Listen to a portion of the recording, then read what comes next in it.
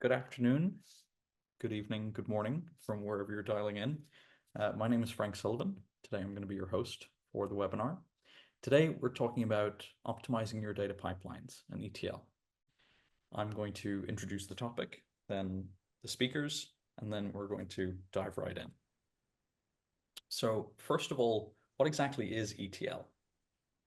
ETL stands for extract, transform, and load. You could also do extract, load, transform. This is a framework for data movement. It is a subcomponent of data strategy and data engineering, but it's a collection of techniques that allow you to pull data out of source, whether that's Salesforce, CRM system, SAP, as an ERP store, transform the data into a common format, a data table or a data frame that is suitable to move into the next stage, and then loading it from staging into the target. ETL is often misunderstood, especially when it comes to the discussion around automated data movement versus manual ETL processes. And that tends to be a bottleneck, whether you're small or a big company. A lot of this feeds into what we call the data and AI maturity model, thinking about where you are and where you actually want to get to in terms of your organization's readiness. And of course, as we all know, if untended, the weeds overgrow. Small errors compound over time and could become big problems, not just around performance, but also around cost. I've got two fantastic speakers here to speak not only to the technical side, but also the commercial side as well, discussing the short-term challenges and the long-term challenges that we can overcome with better ETL, with better data movement, and how that can improve your overall readiness. So today we're going to talk about the maturity model. We're going to talk about how to establish a benchmark, know where you are and what you actually need to improve, a framework for execution and how that ties into use cases, and step-by-step sort of proven approach that we've had with customers of all sizes. And then we'll have a wonderful Q&A with our speakers. So my name is Frank. I'm the CMO of Cloudaeon. I'm going to be the host for today. I have the pleasure of introducing John Cook, the CTO at Dataception, and a real engineer's engineer when it comes to data products, but more importantly, how to tie that back to the end user, those that are actually getting value. And my wonderful colleague, Dan Harris, the Chief Revenue Officer at Cloudaeon, and currently leading the Innovation Lab. John, can we get a 30-second summary? Why should we listen to you today? Well, data integration, probably about 35 years, doing low latency stuff with in the 90s, believe it or not, on Corba and low latency messaging, pub sub, and all that sort of stuff. And it's been a major part of what I've been doing for literally more of my entire career. Worked in banking, also algo trading, market data. It's all about data, moving between systems and this kind of stuff. And so been doing a lot of AI, and again, that's the scale going up very high. Also been going into product management as well. Done a lot of launches around products and actual go-to-market products and all that sort of stuff. So bringing that sort of product management, that data movement and engineering is kind of the holy trinity in my mind. So yes, that's something I've been doing for a lot in my career. So hopefully I can provide some insight. So yeah, and some value. Well, you had me at hello, John. And our good friend, Dan. Yeah, thanks, Frank. John and I were chatting before we started this session, and we realized we actually have quite a lot of crossover with our careers. I'm 3 years behind John in data, 27 years in this industry. Didn't realize you started in low latency, John. That's where I actually began doing low latency messaging system for betting and gaming companies. And it was about trying to take advantage of mobile connections at that point to get high levels of concurrency. Everything I've talked about over the last 20 years has been around how do you get value from data, and that's from direct conversations with customers, with thought leadership groups that we run through a daily executive lounge.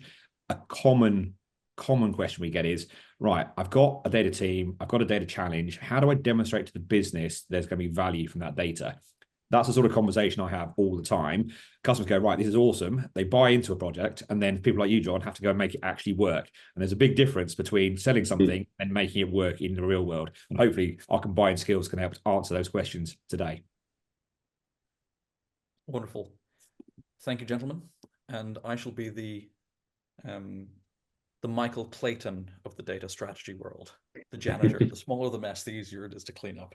But thanks for being here today. So part one, the data and AI maturity model. Dan, I'm going to pass this one over to you to kind of explain, if we think about the two axes here, right? What is the value to the organization, and then what is its relative complexity in terms of being able to roll out and get to that point of value? Where we're starting off at level one here. Not necessarily. So this data and AI maturity model has been around for a while, and I use it as a conversation starter. And if you look at sort of a distribution bell curve of how businesses are in terms of their data maturity, there's going to be those who are just beginning their journey and those who've already been on it for quite some time, who are already very advanced.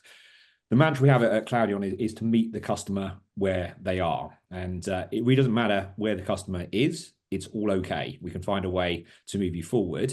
The way we tackle that, though, really depends on how complex is change going to be. And that can work on a number of different ways, be it technology, be it people, be it process, be it cultural, be it adoption, a number of different things you can consider that on.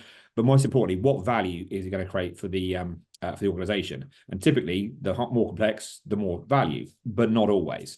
So at level one, if people are collecting and storing data, we're in the right meeting, right? Because you've got some sort of data warehousing, you've got some sort of database, there's some application or there's some SaaS application that is collecting data in some way, shape, or form, and you're storing it, right? Not super advanced, not super valuable, but if you're not doing that, it's probably not the right meeting for you. As we get to the next stage, we're looking to start trying to get a bit more value from that data. So we're beginning to explore it. We're creating data marts, data cubes, we're creating some data warehousing, and we're building stuff that the business consumes, right? That's a BI report that runs every week, every month, every quarter, or it's a dashboard. And there's some level of curation happening with that data, which means it's no longer in its raw state. It's in some sort of state which is more reflective of what the business actually needs to know. As we go to the next level, it gets a bit more exciting. And I think most of our customers are probably on the cusp of level 3 when we engage with them. Not always, but most of them tend to be around sort of level 2 to level 3.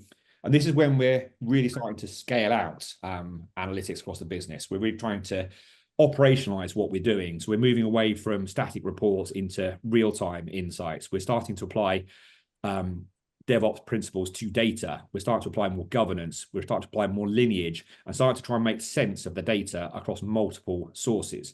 With that comes a lot more value, but a lot more integration challenges that come with it. That's a building block that takes us to the next level where it starts to get a lot more exciting.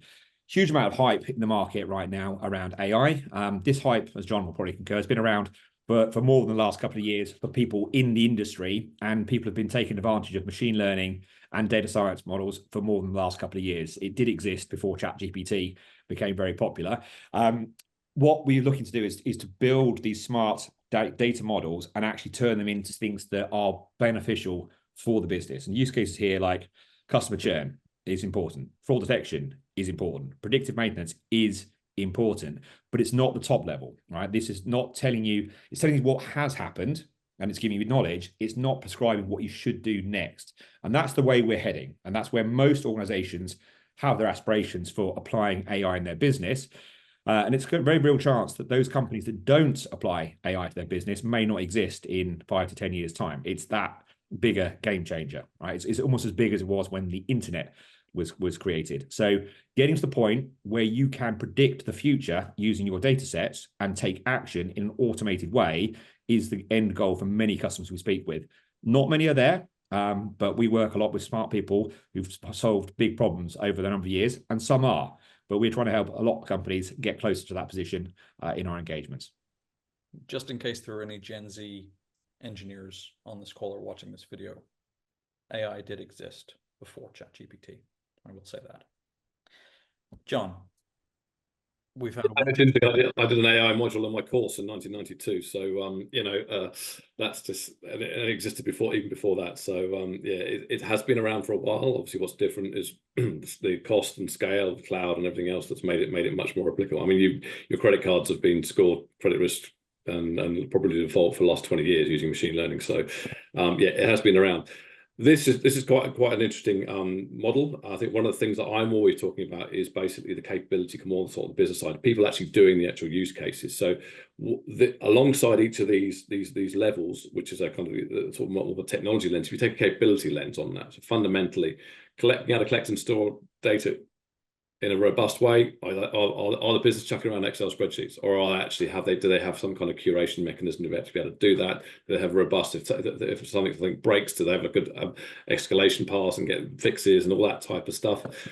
Going up to level 2, you start to explore. So the exploration, this is obviously the technical side here, but actually, are the business actually using data? Can I go and actually find if someone goes, right, or can I actually use a piece of data to actually drive a business decision? Or let's just say, like, build me a report, throw it over to the team, and that happens. So there's a capability kind of maturity around that. Once you start going up, it's then really how does this start baking into the organization? Kind of operationalized analytics is basically, as I say, are the business using analytics and data to run the business? Are they actually being able to actually bring stuff together themselves? Are they coming up with new initiatives? Are they actually using decision making? And all the way up to the top, when are they actually using algorithms and algorithmic decision making to be able to actually make the decisions? Even a few years ago, I saw a company that had an AI as a model as a board member. And that was like 5 years ago. It's like that. Obviously, that's like, not everyone's going to do that. And with ChatGPT and kind of generative AI, that's what we're seeing. So as you go up this curve, you have a technology maturity, but you also have an inherent sort of data and analytics, or what I call a scientific capability, a maturity. Are companies being scientific about using data into their business process? That's a really interesting lens. And also the other thing I would say is, looking at product is trying to shrink this down. Fundamentally, you want to do these things, but what you don't want to do is actually spend 3 months in each one of these things, right? As going through the pilot, you want to shrink them down and get it, this iteration and get this product mentality. Can we try a new machine learning model? Do we have to go through all these steps and take weeks and weeks to do these? So trying to shrink that down, trying to get that iterative product kind of mentality into this is another key part.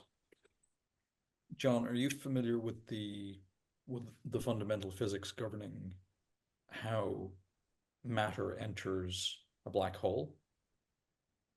I have a surface level knowledge, shall we say. I wouldn't say I'm not a trained physicist, but yes, I do have a surface level. Yes. Surface level. That's a very clever joke in the context of an event horizon. You're familiar with spaghettification? Yes, I am. Yes. Term. Okay. Yeah. So when we think about an organization having one team or one department that is more mature in their capabilities, let's say they're kind of at level 4.5. They're somewhere between self-service and applied AI, and the tail end of the business is still on-prem.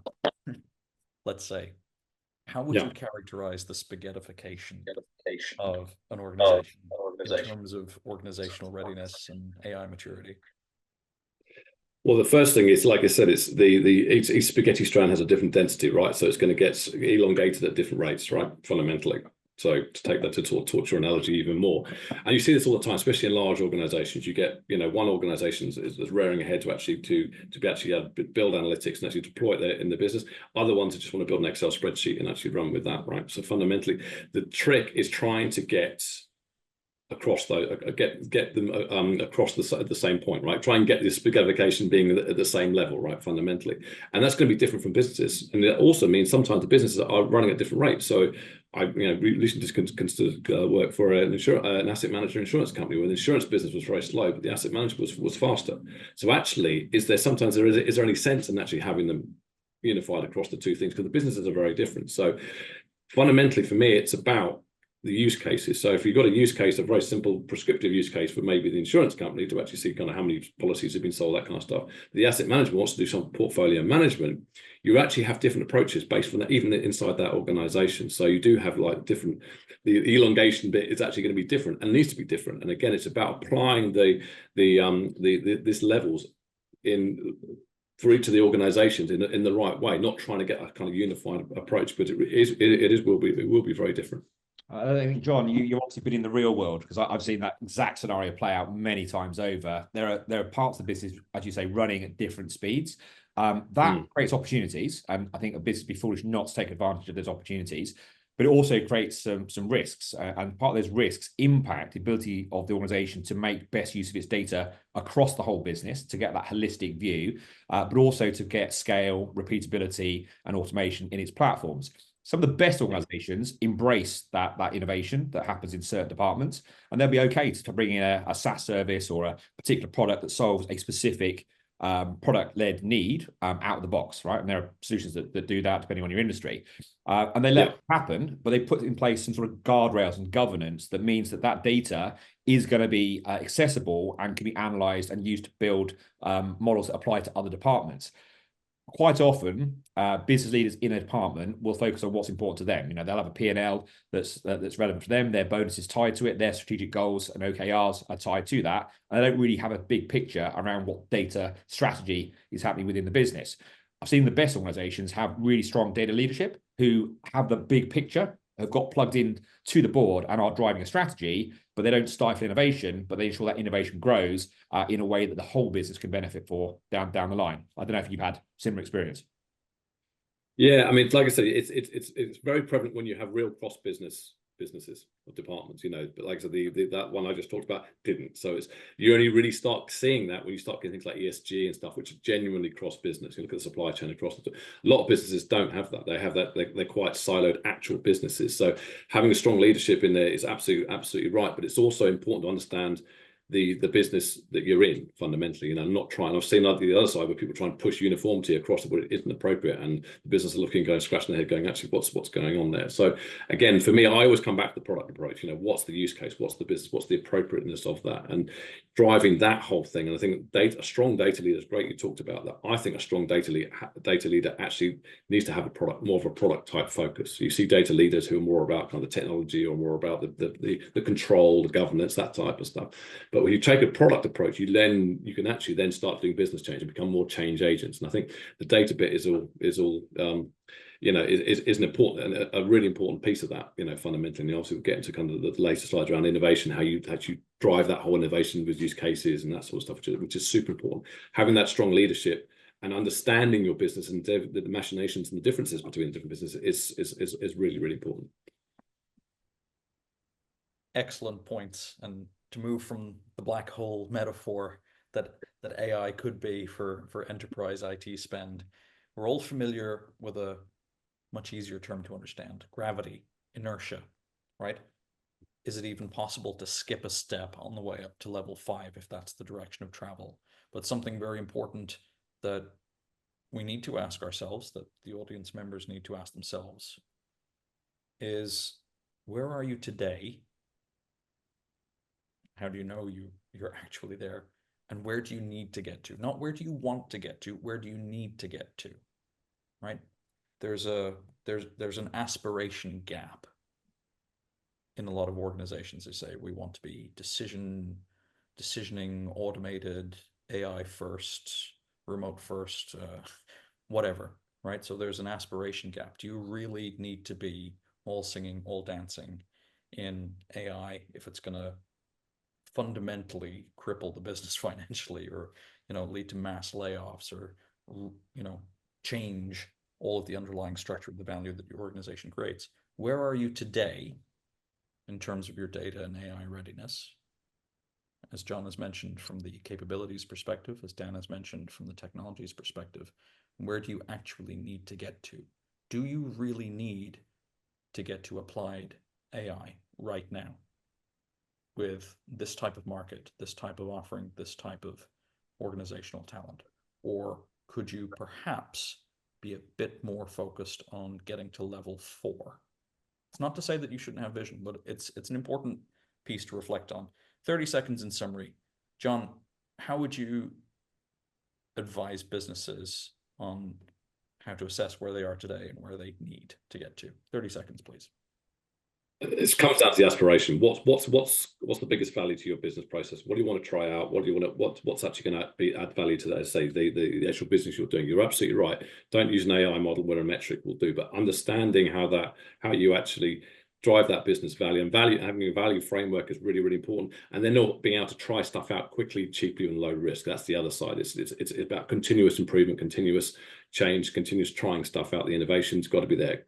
Otherwise you're going to stagnate. Why use a spreadsheet when I could spend 20 hours automating Yeah, with LLMs only for it to fall apart later? Dan, how do we know where we are, right? I've got one team, one department, maybe I'm not a data expert or not in the analytics team. How do I know at an organizational level where I am? Well, it doesn't need to be at an organizational level, and it's quite often not. And as John has highlighted, this could be a different maturity score depending on the department you're in. Some will be moving faster, some will be moving slower. So there'll often be a range of maturities across an organization, depending on whether your strategy is to have uniformity. And I'm with you on this, John, that I don't think uniformity enforced without the right sort of enablement and creativity and innovation support is a good strategy. The business will be somewhere on this curve, and departments will be either higher or lower than the mean within that business. In order to do that, you've got to ask yourself some questions, and those questions tend to be tied to a value framework. Those questions need to be looking at, what do I do in terms of process today? What people do I have in my business? What technology do I have? And what value does it actually drive for me? Apologies. Very good. We'll put AI as a black hole, sucking everyone towards it. It is if you want to create your own LLM, that it might well be a black hole. I think that was the thing to do 2 years ago, right? I don't think it's the thing to do anymore. So the market moves very fast, and unless you've got the ability to innovate fast and fail fast, the risk is you end up mapping out a big transformation project to get you to the level you want to get to, and by the time you actually build out your SOW and you're 6 months in, the goalposts have moved. LLMs are so 2023. 2025 is all about quantum and robotics. Let's move on, shall we? Part 2, establishing a benchmark. To know where you actually are and to understand the practical components, we're going to focus this more on ETL. We've started with a very broad picture of understanding at the team, at the capability, at the technology level, but now let's get practical. Let's zoom in a little bit on ETL and how we're moving data around the organization. Dan, pillar number 1, performance. What does it mean, briefly?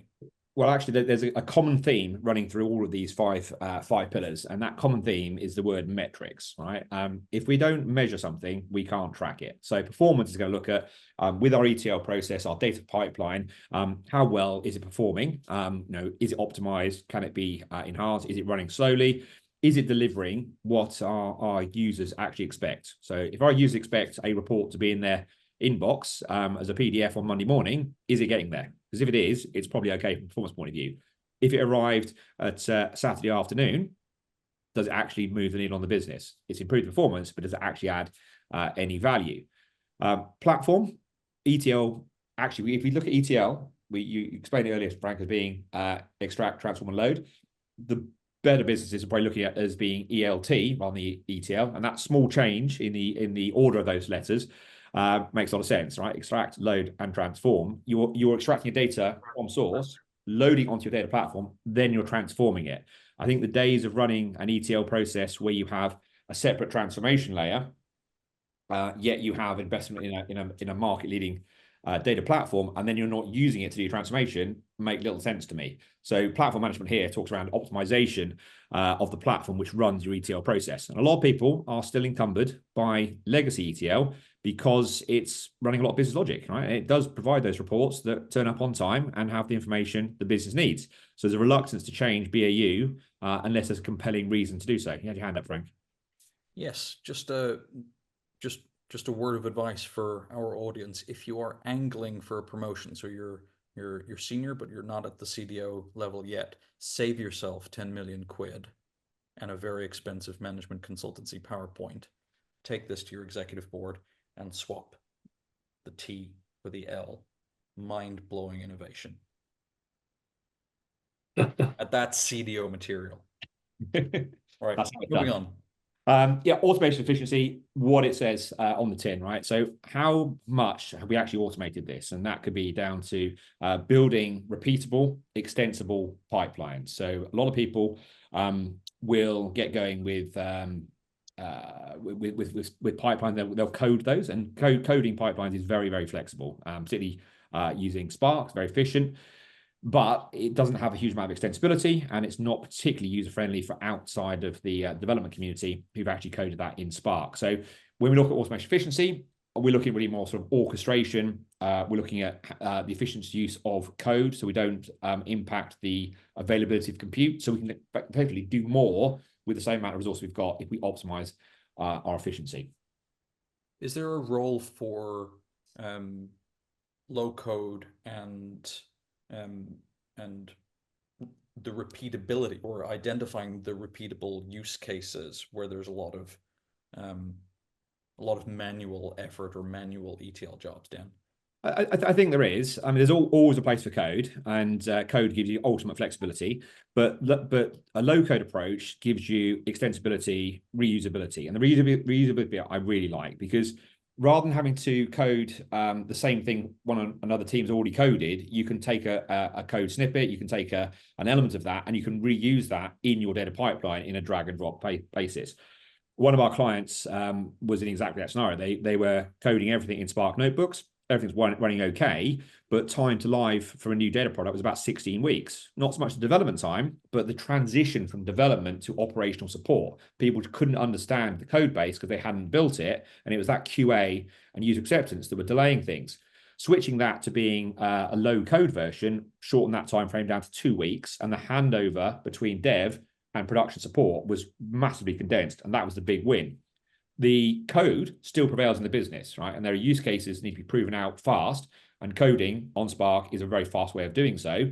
Once you've proven that it's a beneficial process, then you can look to operationalize it using low code, and it makes it more accessible to teams who will support you downstream. Just a simple yes or no answer from both of you, actually. Do you think that with automation platforms, low-code tools, or low-code, no-code tools, in your expert opinions, do you think that the role of the data analyst will expand and become deeper, kind of moving more into what a data engineer might do? And do you think that that's an efficiency play? Dan? I don't think I can give that a yes or no answer. I'll give it a maybe. John? I think the role's going to change. Sorry, that's not a yes or no answer. So yes, but I think the fundamentally more of that engineering, data engineering, will go into different roles fundamentally, and the analyst will be one of them. There'll be lots of other ones as well. So I think no code, like I'm all in. So we've got technology that does this. It's got to be low, because you've got to go out, and for those there are use cases when you can't just drag and drop stuff. Absolutely, but yeah. So yes. But the caveat is that it's not just the data, it's all roles. And frankly, 20 years too late. This should have happened 20 years ago, but we're doing it now. So good. Okay, so rewind 10 years, both of you, where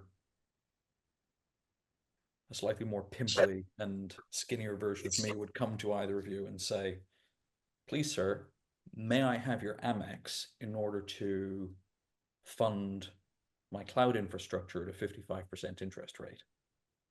Has Databricks, Snowflake, cloud data platforms, have they become the new cloud billing problem, where we used to pay for infrastructure as a service on the Amex, and then things got more sophisticated with the channel, with distribution, with resale from the hyperscalers? Do you think that we have a big problem now with managing the cost of querying, or the cost of processing data, not just storing it? Dan, introduce us to cost management and FinOps here. Yeah, well, yeah. I mean, it's $1 billion industry already to do optimization of cloud spend. Everybody loves the elasticity and flexibility of compute on demand, until somebody leaves the process running and they get a big bill at the end of the month, at which point everybody's like, turn everything off that's not actually critical. But you've got no way of knowing what is actually critical. So cost management needs to be at the heart of any cloud strategy to make it efficient. Writing good code has got to be part of that strategy as well. Otherwise, you're going to have inefficiencies and you won't be able to use the capacity. The dichotomy is that all of these cloud platforms, they are charging by consumption. They want you to use their platform as much as possible so they can charge you more money. And all the companies I work with make an estimation of what they're going to spend in the coming 12 months, and they buy into a plan at that level. If they fall short of that, there are often penalties that are applied by their cloud provider for underutilizing that demand. So they're then trying to find other workloads. And I think we've actually risk of creating the overcapacity problems we used to have. What I used to call the grand national scenario. For those of you in the UK, there's a horse race every year that everybody bets on. It's the only horse race that everybody bets on. On that one day, in a pre-cloud world, if you're a betting company, you had to have the biggest server available because you didn't want the brand reputational damage of that server falling over and you being unable to take a bet. In a cloud world, you don't need to do that. You can simply scale up on demand. And that's when cost management should really become much more effective on the cloud to account for those scenarios where you need capacity, but you don't need it the rest of the year. You need it in one particular peak. John. So it's really fascinating seeing the cost and risk going from running data centers and infrastructure teams into being able to build cloud efficient applications. Fundamentally, this is what it is. And what's really interesting is the vendor space has really grown into, exactly as Dan exactly says, it's basically all the vendors want you to do, because it's all pay as you go, it's all consumption-based pricing. Writing efficient code, again, what Dan said is absolutely right, is really hard. I remember we were working at Databricks, we spent a lot of time trying to do forecasting on load, which is really, unless you understand how your pipelines and your demand and all that sort of stuff happens, is very difficult. A lot of times, especially with batch and this kind of stuff, you're only using it once a day, but that might take 4 hours, right? So it's a different kind of model. Where you go back 10 years ago, you'd have on-prem and you'd buy your servers. You said spend 18 months procuring them, and they'll cost a fortune and stuff. But there'll be sunk cost, and you can actually, doesn't matter how bad your code's written, that's what your server's got. It's what you get the server got. But on the new model, it's being able to actually understand the cost. And interesting enough, if you've got full 24-hour system going on, your cloud cost could actually be higher than actually would be if you bought the server and what. So you are starting to see some, again, in the data world, it's slightly different in the transactional side of the fence. You are starting to see people come back off the cloud fundamentally. So understanding that what your workloads are, understanding what your patterns are, understanding what your usage times, all that sort of stuff, which is FinOps.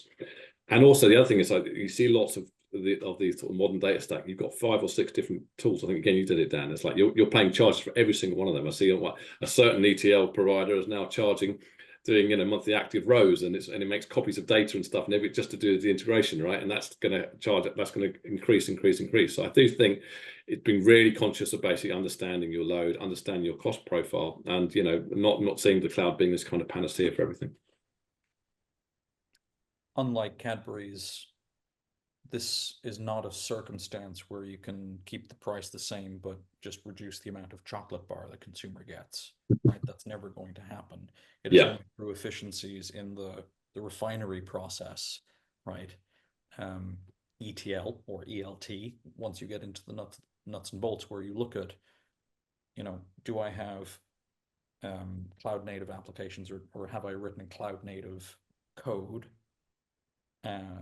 that can run on the environment, on the cluster, that is efficient, I suppose. And this kind of brings us on to point number 5, which is, data quality. I think a lot of people obsess over data quality, but they don't really think about relative data quality, or they don't really think about the relativity of the data needed for that use case. Does it need to be, highly enriched weapons grade uranium, or can you just stick some biodiesel in from potato skins, right? Dan, what is important about benchmarking yourself for data quality and compliance? Well, I think it's the point John made earlier about getting a product mindset, right? And I think people, when they think about data quality and compliance, they think about data governance, and data governance is like that potato in the business that nobody really wants to hold on to, so they give it to the CDO, right? It's like, they do data, they can do governance. I don't see a lot of governance projects getting funded outside of financial services and healthcare. And it tends to be, am I compliant with my regulator? and you do a project like that. That's not the value. And I think, John, if I understood your point correctly, having a product mindset is thinking, right, how am I going to use that data? Can I enrich it? Can I create the right lineage? Can I catalog it in a way that will be useful down the line for creating a data product, which is valuable for my business? And I think that's where I look at it from a benchmark perspective. Yeah, so I don't like the word data quality. I think it's a misnomer. It's not quality. There's no measure of quality. That kind of. I use two terms: data applicability, which is exactly what you just said, Dan, about the use cases, and data friction. Data applicability, can't even say it, is basically you might have a data set that's got one missing column, which is fine for one use case and not fine for the other. Does that data set have low data quality? Of course it doesn't. So I think it's about that data applicability. The data quality rules or the data applicability rules, which really validation rules for that use case, need to be applied at the use case level. That's basically the product mindset. We got this data. If you want to put some rules on it to actually see if it's good enough to what you want to use it, then put the rules on it as part of that use case. What we see in a lot of data platforms and kind of stuff on data governance, exactly as you said, that we're trying to come up with this measure of data quality. It's irrelevant. There's no such thing as a measure of data quality because it's down to how the business uses the data fundamentally. And having central teams and central governance process trying to data quality is the wrong mindset. If you take a product mindset, then data quality rules are for that use case are packaged with the same thing. And on the flip side of that, data friction. How much cost, risk, and time does it take to make the data useful for a particular use case? And that is a cost benefit thing. And that's something that really doesn't get talked about a lot in the data quality, data governance realm. That's what it comes down to. Who pays for it and how much is it going to cost? Is it, so for instance, one use case, we've got a client who's got a 100-year-old business. They've got people in their 60s, 70s, and 80s. When they were onboarded 50 years ago, they didn't need required date of birth, fundamentally. There's 100,000 of them, the 4 million customer base. And for the operational side of the business, that works fine. But for marketing, want to go and target these people. They've got 100,000 people in their set. They haven't got date of birth. Is that data quality error? No, it's not. It's basically an applicability error. If marketing want to go and target those people, they're going to have to pay, either doing surveys or whatever, to actually augment that data. And that's a cost benefit around that particular use case. And are they going to get enough revenue back from that to do that or not? That's up to them. And this is the way I always try and couch data quality and stuff. And then obviously the compliance bit is basically, are you going to get fined from the regulator fundamentally? Are you, again, to Dan's point, that's a cost benefit thing fundamentally, and a risk assessment needs to be done around it and that sort of stuff. This is the product mindset around that particular pillar. I'm really sorry, John, but I'm feeling a little bit triggered right now whenever we talk about targeting ICPs and marketing use cases in front of Dan. I get a little bit sweaty. All right, so we've talked this through. Let's talk about the framework for execution, right? This is the slide that you should all screenshot and steal for yourselves because it's gold. And I think I absolutely call out Dan and Raj and the Innovation Lab team for coming up with this, because it's quite good. Simple, it's elegant, and it's effective. How do you act on the benchmark, right? So road meets rubber here. Let's talk about the use cases and then we'll get into the methodology. John, 30 seconds. What is the data product mindset and why is it the starting point for all of this? Yeah, like all I've talked about before, on this session. So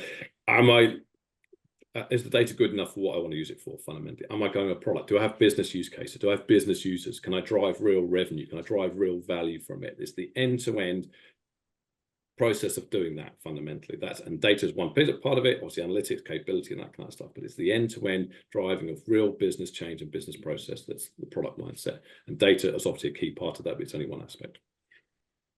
Let me just pause us here. I've seen someone raise their hand. If you want to use the chat box to put your question in, then we can keep it interactive. Sorry to cut you off there, John. That was my 30 seconds. Yeah. Dan, 30 seconds to you. How do we go from adopting this data product mindset, knowing that we've done the benchmark, we're getting into the right frame of mind? How does this move us towards prescriptive analytics? What is prescriptive analytics? I think we need to look at it like the first step back. We're trying to make sure we're solving a business problem, right? Because chucking technology, people process at a data problem that we think is important, and it's not important to business, just won't go anywhere. It'll never get adopted. It'll never be accepted. It will never get funded. if we can look at prescriptive analytics as a way of figuring out what's going to happen next based on what's happened before, we need to make sure that we are answering some sort of business problem. So I think for any of these projects, we've got to figure out who's our client. As data professionals, who is our client, who's going to be beneficial from this data product that we create, and what would be useful for them.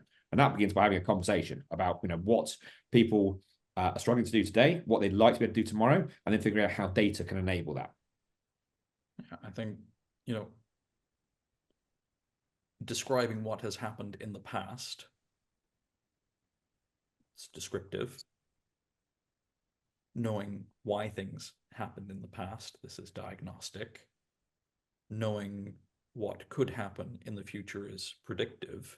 And then getting to this gold standard, Dan, like you said, around being able to say, okay, if that happens, what do we do about it? And that kind of moves us into a really, really interesting. Just one point to make on that, though, is trust. People have got to trust a prescribed analytics solution. Was a little period of time 5-6 years ago where there were a number of ML models appearing that were black boxes, and they were quick solutions for a lot of business users who wanted to move fast, but they weren't easily understood by a data science team who were training models and working with lots of data sets. And as a result, there was a disconnect between a business application and data science team trying to use this.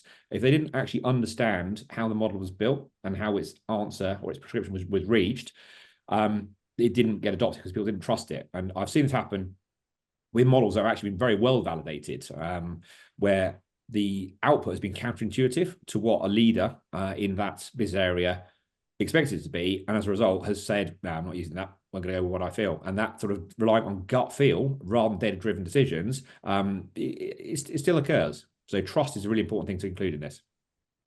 Yeah, I mean, on the other side of that, we're talking about this, the capabilities of having the businesses buy into algorithmic decision making fundamentally. Do they trust models generally to do that? And you're exactly right. That's a big cultural piece, right? You talk about data literacy and stuff, which, you know, I'm not a fan of that term, but that's exactly what it is. Do you have business people who can say, right, I can make more money, I can save costs, I can do this by using algorithms to do this? And sort of manufacturing stuff, you see a lot of this, you know, the production line. If we make the production line a bit more efficient, we'll get a machine learning algorithm to do that. And I can see the route to that. But in a lot of other business, you don't see that. It's very much, if you say gut feel, or my relationship with my customers. I don't care what the you know, your world, Frank, what the telemetry around what the customers are saying about us. I've got my customers and I've got my relationship, and that's more important than actually what they're saying. So again, that literacy piece is super important. I mean, one of the things we have is something called the data product pyramid, which is actually about driving that whole conversation where you start with a decision. So you don't start with the data, you don't start with the metric, the one at the bottom. You say, actually, what's the decision you want to make? Because so many times I get drawn into a conversation. Oh, we want to build a dashboard. Give me some KPIs. Give me some prescriptive metrics. It's like, well, actually, what decision do you want to make? And once you start driving that conversation with the businesses, suddenly things start opening up. Sometimes it stalls because you, like exactly what Dan says, like, actually, oh god, this is getting to be more scientific, and that's going to shine a big light on my gut feel type stuff. But that is part of the whole decisioning process around that. And again, product mindset around it comes into it, because you're driving real business value. If you start with product mindset, you start with business value. You don't start with tech. You don't start with you know, the thing you're building. You're still starting with the actual opportunity that you're trying to get to. So the pyramid we run through that process. What's the decision? What do you need to make that decision? Basically, exactly as you put through it. You know, what forecast, what metrics do I need? What data do I need? But it's a laddering effect. But you start with the actual decision. And this is a prime piece of intellectual property and research, John, for your work that you've developed over the years. How can people access the pyramid? So I mean, we've got material on dataception.com. We've got a whole post on that. You obviously LinkedIn. I post a lot around that, especially using AI products. Obviously, contact me as well around that, and we can talk through the process that we've done a lot of times with a lot of customers. So there's quite a few channels we can get that information. Thanks. Great. Thanks, John. We'll share a link to your research at the end of the call. To both of you, but starting with Dan, we've talked about the change in mindset and the culture. So how do I start with the outcome, start with the why, think about the design and how we get to value. That's the product design skills, it's the product management capabilities, it's the data product mindset. We've talked about prescriptive analytics and the importance of being able to trust what things spit out. We don't really have time to get into explainable AI, but that'll probably be another topic. We've highlighted the importance of, understanding what workflows can be automated. We've talked about things that are very technical, like optimization of a supply chain manufacturing process. But we haven't really talked so much about the people side. I mean, there are obviously things that you can do at scale, sentiment analysis and, text mining. And that can then feed into how you change customer service workflows. But all of this is still kind of, can you see ways of working? You can see the full script, the full slide, or it's blocked by my camera? No, I can see ways of working. Okay, so knowing that we go through those 3 steps after we've done the benchmark, how does this really improve ways of working? Dan, 60 seconds, please. But I think we've got to look at whether what we've set out to achieve at the beginning is actually being delivered.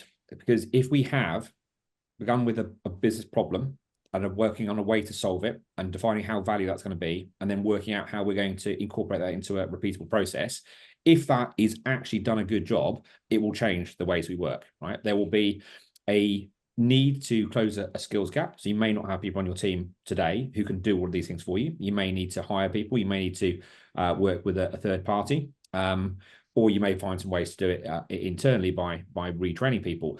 But success will be judged by a change in the way that people work. It doesn't change the way everybody works. I mean, we do it from an ERP perspective, right? We don't really want to change the way that an SAP data analyst deals with SAP systems that have been around since the 70s. Their job shouldn't change. We want to make sure that people who make decisions based on the ERP data have the most up-to-date information. And they need to have a dashboard that's populated with that data in real time. So the decisioning, the ways of working, all changes behind the scenes. It becomes a data engineering challenge to get the data from the source system without changing the way of working into a dashboard where somebody can make a decision on it in real time. That is a successful project. And I think that's the lens looking at this through. Very astute points. But we're talking about change management and talking about, the impact of change relative to what you set out to achieve is important. But a lot of digital transformation projects fail. A lot of jobs are cut during uncertain periods and during transitions. Not all change is progress. Let's say that you have all of the data presented to you as to why your tax policies are wrong and have unnecessarily impacted family-owned farms in the UK. Too soon? Not all change is progress. John. So for me, one of the biggest impact things I can see, and it's also the hardest thing to do, is an organization's ability to make bets, fundamentally. As the industry changes, as the market changes, as the governments and world events change, the ability for a business to react to that quickly, cheaply, and with low risk is a massive capability that most businesses can't do, right, fundamentally. And this whole line you've got here, the ways of working, that ability to say, right, something's happening. Do we understand what's happening? Let's try something out without changing the whole organization, but the big digital transformation programs, all this kind of stuff. Can we try it out? Can we do it almost like a digital twin of our idea? Try it out quickly, cheaply, and low cost. And if it works, is it easy then to try and then we can move the oil tanker around? But can we try that out first of all? What typically happens is a big idea comes in, big, 100 million transformation program, 3-year program gets spun up, the whole thing the market moves on, the whole thing falls in a heap. But if you could try that out to start with, and then do we have the data for it? No, we don't have the data for it. Right, that needs the cost benefit analysis to be able to actually get that in. Do we have the capability for it? No, we haven't got the capability for it. Do we have, is a hypothesis right? No, it's not right. Oh, fantastic. If we can try that out in matters of weeks, ideally, weeks, if not months, without committing large amounts of spend and without breaking the organization, and then being able to roll it out to the production side of it, even to the SAP world and the ERP world, which we know is hugely problematic to do that, That to me is the way the cultural change, the ways of working most companies need to do. As we said, AI is now becoming a massive disruptor. Companies that won't change, can't change quickly enough, are going to die, going to atrophy and die. So for me, the way that companies actually reorientate themselves to be able to do that is absolutely key, and that cuts right through the middle of this. Ways of working, new operating model, new capabilities, it all originates. But I think the thing that I'm picking up from the conversation, John, from your side, is experimentation, right? What Dan is saying is, when you have trust in the workflow and the underlying principles that govern how you make decisions, you can trust the automations and bring it into further scale. But I also think that it's very important to reflect on your point that where there is a lot of failure and where there is a lot of disruption, certainly where AI is coming, it's already here for a lot of us. And this is why for the farmers of, no, I won't go down that route. Ways of working encompasses not just you did it 100% this way yesterday and it's going to be 100% different tomorrow. This is about experimentations. It's about being able to leverage a new set of capabilities and prepare yourself. This is not your boss's responsibility to get you ready for AI. They're going to try, but things will be much better for you at the individualistic level if you take the initiative to say, well, I'm gonna come 10% and they can bring the other 90% in terms of ways of working. That's the progress, not change for change's sake. So getting business agility fundamentally. So how do we get to that business, the agile nature of business, or agile enough, should we say? Not all businesses need to be totally agile, but the agile enough. It would be remiss of me not to come back to the benchmark, because I think this is the starting point. Like you don't get into the product mindset until you've done the benchmark and figured out what you actually need to solve. Dan, can you give us 60 seconds and explain why the Innovation Lab has come up with this particular scoring approach? Like you've got the 5 pillars, which you already explained. You've got 5 points assigned to each point. Run us through briefly what these kind of observations are, how you go from the focus area to the observation to getting a score and then getting to the action plan. Can you? So this is the process of engagement with stakeholders who've begun to recognize that the business needs to adapt the way it's working and make better use of data and AI, because of, as John says, if those who don't adapt fast enough are going to find themselves in some very, very lean times very quickly compared to those who do. So the idea is we take a benchmarking approach by doing a series of stakeholder interviews in 4 or 5 different areas. And we're looking to score against the gold standard of that company who's really advanced on the maturity model we shared earlier. And the 5 is going to be the gold standard there. We're then going to rank your business based on the outputs you give us for those questions to find out where you are. And we're looking to find out, where are the gaps, right? And it's not uncommon to find an organization is actually quite good in a couple of areas. Like they're 4 and 5s already, but then they find the gaps are 1s and 2s in other areas. We then look at those thinking, okay, are there use cases tied to those benchmarks that would actually be value additive to the business, that would actually contribute towards strategic goals? Would it give one of 3 metrics? And it's a sort of C-cube model. Does it give more capacity? Does it give more capability? Is it more cost efficient? Right? Because if we can achieve any of those three things, we're contributing towards why business is in business, to make money, to pay more to its shareholders. And if we can figure out that gap is worth closing, we can then rank it onto a complexity model, looking at, okay, complexity versus value. The further it is to the left and the higher it is, the better that use case is, because it's low complexity, means we can deliver it fast, and it's high value. And I'd always advocate people to start with the quickest win we can get, right? The idea is we're trying to prove that an innovation can be valuable to a business, and to do that quickly. So I'm with you, John, and I think it was a beautiful segue to what we do at the Innovation Lab. Experimentation is fine, right? Failure is fine when you're experimenting, right? What's not fine is committing to a strategy, spending 3 years and then failing, because at that point you've got a huge amount of sunk costs. You've lost 3 years of advantage going forward your business, and there's going to be some very tough decisions for the business to make at the end of that period. If you can fail fast in 30 days, you can be a lot more agile, and that agility can drive a lot more innovation in the business. Thank you, Dan. So understanding performance, availability, scalability, where performance is degrading, uptime and availability, platform management, where you're looking at, again, the performance of the queries. We talked about the efficiency of code and how to improve that.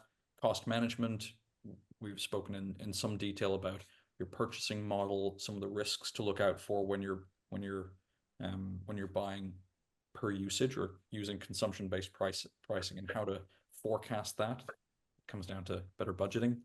We've talked about automation and efficiency. We've talked about the relative importance of time and speed.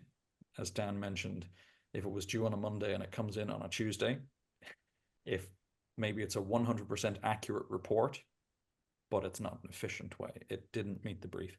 And then, of course, talking about data quality, or John had a very specific term for it, applicability and compliance, where you're thinking about the environment in which this data has been formed, whether it's fit for purpose, and how you're actually handling errors. So very briefly, just Dan, run us through the Innovation Lab approach. Like, we'll do a Q&A, and if it's okay, we'll keep the session open for another couple of minutes. But Dan, run us through the Innovation Lab approach, and then we'll show where the technical resources are. Yeah, so the Innovation Lab is it's really a vehicle for companies to use to have that environment to experiment with data hypothesis.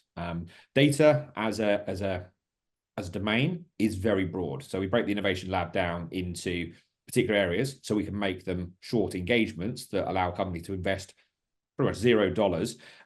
They have to invest some time, but we're focused on delivering an output tied to a business outcome. So we spend the first couple of weeks understanding, you know, where may there be opportunities be, reviewing with them the benchmarks, looking at those gaps, and then mapping out where the use cases could be. At the end of that ideation phase, we build out a scope for an MVP. And then as we've got that MVP scope, the next 4 weeks are spent actually building a working prototype that proves or disproves the hypothesis that we had around data, and in this case, around performance for ETL. At the end of that, we share our workings, right? So you get a full technical architecture of how we've done what we've done. So we share our homework with you. You then have a decision to say, right, this is something which I think could scale in my organization. It's going to require some more investment to go and do that. So we'll give you some cost-benefit analysis to figure out whether this is worth funding, what we think we could save you, because that's usually a good place to start for a first project, what we think we could make you going forward. Can we impact capability, capacity, cost efficiency? And then you have the choice to go forward and say, look, this has been great. Thank you, Cloudaeon. We'll take it from here.